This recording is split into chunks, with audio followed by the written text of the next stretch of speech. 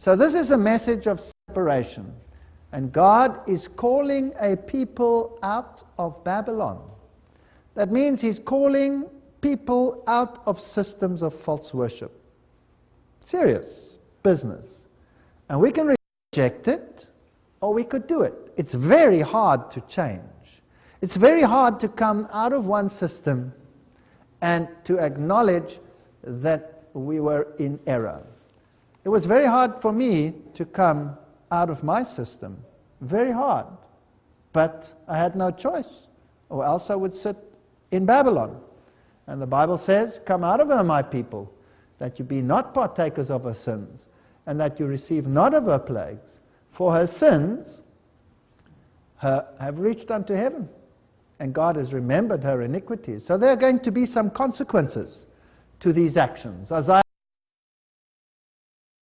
of the Second World War already, or by the time that the World War was to end, already the Jesuits were at work trying to unite all the Protestants in Europe. And that was the origin of the World Council of Churches and the ecumenical movement. What you know of the Jesuit order and what everybody knows of the Jesuit order is not the truly Jesuit order. What that means is even the Jesuits within the Jesuit order, they all are not knowing the secret society, the inner secret society. The main aim of the Jesuits today still is the destruction of Protestantism. And Protestantism is running back to Rome in the ecumenical movement and saying, "Forgive us for what we have done in the past." Surely people will say, you know, what are all these Jesuits doing here? So they use front organizations and another front organization and another front organization. And did we look at what happened in history and how the Jesuits worked behind the scenes to control every aspect of humanity? Yes. So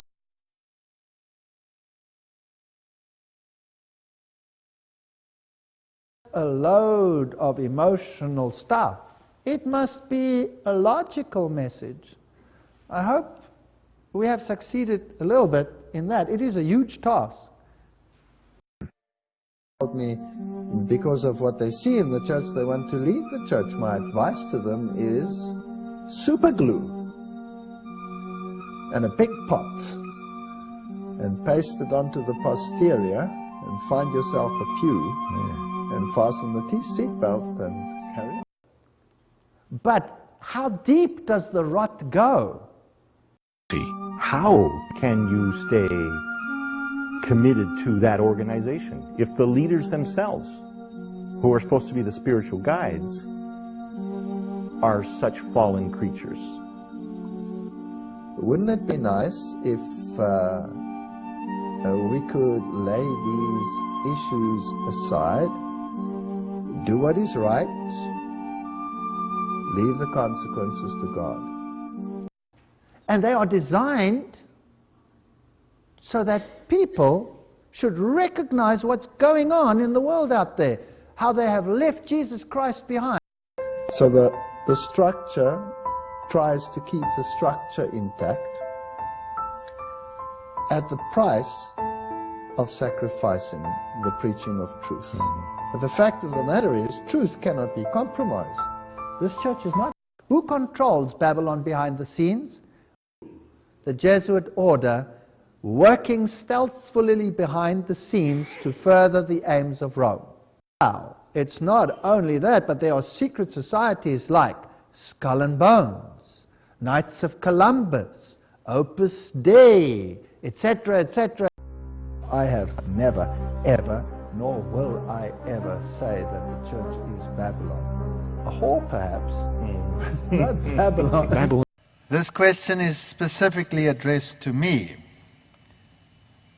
Do you believe that we as Seventh-day Adventists should not pay our tithes to the SDA conference because of their union with the World Council of Churches?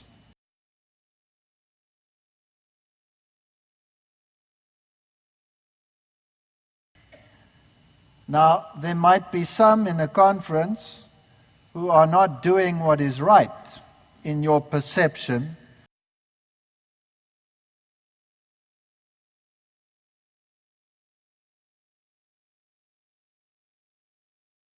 I don't even work with independent ministries that solicit tithe.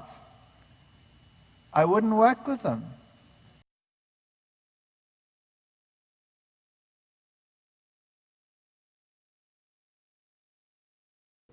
Then we looked at the great body that they brought together in order to unite the world politically and we see spiritually as well, and that was the United Nations. And